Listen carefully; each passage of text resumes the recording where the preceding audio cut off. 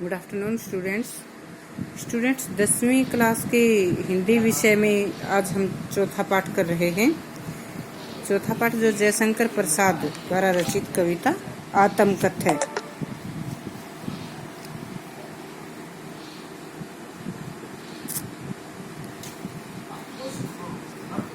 आत्मकथ्य कविता जिसमें जयशंकर प्रसाद अपने जीवन का अपना आत्म परिचय दे रहे हैं।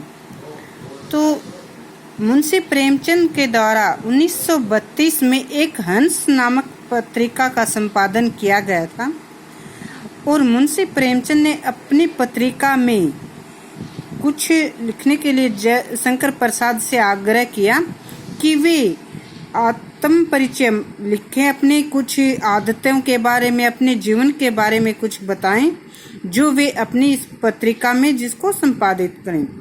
परंतु जयशंकर प्रसाद ने उनसे मना कर दिया और मुंशी प्रेमचंद के बहुत अधिक आग्रह करने पर उन्होंने इस प्रकार से ये कविता लिखी थी, जिसको हंस पत्रिका में 1932 में संपादित किया गया था।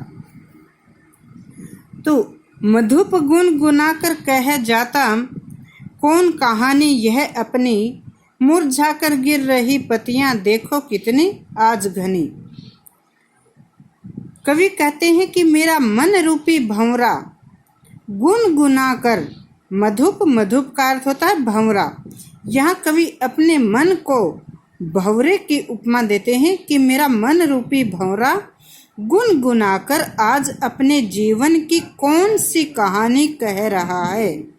मेरा मन रूपी भंवरा गुनगुनाकर कह जाता कौन कहानी यह अपने जीवन की कौन सी कहानी कह रहा है। मुरझाकर गिर रही पत्तियां देखो कितने आज घनी। कवि कहते हैं कि मेरे जीवन की दुखद यादें मुरझाई हुई पत्तियों के समान गिर रही हैं। मेरे जीवन की दुखद यादें मुरझाई हुई पत्तियों के समान गिर रही हैं। इस गंभीर अनंत नीलिमा में असंख्य जीवन इतिहास। कवि कहते हैं कि इस गंभीर अनंत नीले आकाश के नीचे, इस अनंत नीलिमा, अनंत जिसका कोई अंत न हो, नीलिमा नीला आकाश, इस नीले आकाश के नीचे असंख्य लोगों का जीवन इतिहास लिखा गया है। इस नीले आकाश के नीचे असंख्य लोगों का जीवन इतिहास लिखा गया है। यह लोग करते ही रहते हैं अपना व्यंग्य मैलिन उपहास, जिसे पढ़कर लोग उस पर अपना भद्दा मजाक उड़ाते हैं, उस पर कटाक्ष करते हैं, व्यंग्य करते हैं और मैलिन उपहास उसका भद्दा मजाक उड़ाते हैं। कवि कहते हैं कि इस नीले आकाश के नीचे असंख्य लोगों के जीवन का इतिहास लिखा गया है, जिसे पढ़कर लोग उन पर व्यंग्य करते हैं, कटाक्ष करते हैं और उनका भद्दा मजाक उड़ाते हैं। तब भी कहते हो कह डालूं दुर्बलता अपनी बीती। जयशंकर प्रसाद जी कहते हैं कि ये सब जानते हुए भी आप यह चाहते हैं कि मैं अपनी जीवनी लिखूं और अपनी दुर्बलताओं, अपनी कमजोरियों को बताऊं। ये सब जानते हुए कि लोगों का इतिहास पढ़कर उनका जीवन परिचय जानकर उनका मजाक उड़ाते हैं। ये सब बातें जानकर भी आप ये चाहते हैं कि मैं अपने मन की कमजोरियों को दूसरों के सामने लिखूं, प्रकट करूं। तुम सुनकर सुख पाओगे, देखोगे ये गागर रीति। कवि कहते हैं कि भला मेरे जीवन के बारे में सुनकर तुम्हें क्या सुख मिलेगा। मेरी जीवनी पढ़कर, मेरे जीवन के बारे में सुनकर भला तुम क्या सुख पाओगे। देखोगे ये गागर रीति, ये मेरे जीवन रूपी घड़ा, गागर घड़ा, रीता खाली, क्योंकि ये मेरे जीवन रूपी घड़ा तो सुखों से खाली है, सुखों से रहित है। मेरी जीवनी पढ़कर तुम्हें भला क्या सुख मिलेगा। मेरा जीवन रूपी घड़ा तो सुखों से खाली है। किंतु कहीं ऐसा न हो कि तुम ही खाली करने वाले। आगे कवि संदेह प्रकट करते हुए कहते हैं कि कहीं ऐसा तो नहीं है कि तुम ही मेरे जीवन को सुखों से रहित करने वाले हो। कहीं ऐसा तो नहीं है कि तुम ही मेरे जीवन को सुखों से रहित करने वाले हो, मेरे जीवन रूपी घड़े को सुखों से खाली करने वाले हो। अपने को समझो मेरा रसले अपनी भरने वाले, और मेरे दुखों से आनंद लेकर, मेरा रस ले, मेरे दुखों से आनंद लेकर अपने जीवन को सुखों से भरना चाहते हो।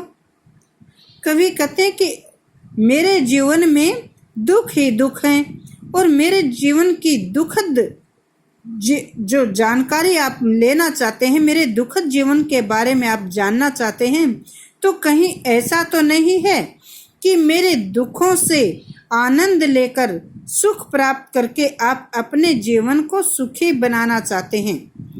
यहाँ पर कवि इन पंक्तियों के माध्यम से उन ईर्ष्यालु लोगों की प्रवृत्ति पर प्रकाश डालते हैं जो कि दूसरों के दुख से सुखी और दूसरों के सुख से दुखी होते हैं। आज संसार में लोग अपने सुख में सुखी और अपने दुख से दुखी नहीं होते, बल्कि दूसरों के सुख से दुखी होते हैं और दूसरों के दुख से सुखी होते हैं। तो यहाँ पर कवि ऐसा कहते हैं कि कहीं ऐसा तो नहीं है कि मेरे दुखों से आनंद लेकर, रस लेकर, आनंद लेकर आप अपने जीवन को सुखी बनाना चाहते हैं। तो जयशंकर प्रसाद द्वारा रचित ये पंक्तियाँ, इसका प्रसंग आप कैसे बनाएंगे? प्रस्तुत पद्यांश हमारे हिंदी की पाठ्य पुस्तक क्षितिज भाग 2 में संकलित आत्म कथ्य कविता द्वारा रचित है, जो छायावादी कवि जयशंकर प्रसाद द्वारा रचित है।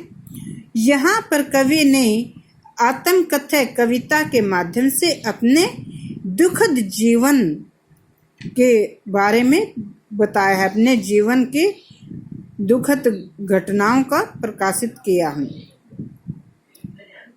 आगे इसकी व्याख्या जैसे मैंने समझाई है उसी के अनुसार करोगे। फिर इसका काव्य सौंदर्य। काव्य सौंदर्य, कवि जयशंकर प्रसाद की भाषा सरल, सहज व प्रवाहमयी है। यहाँ कवि ने खड़ी बोली का प्रयोग किया है।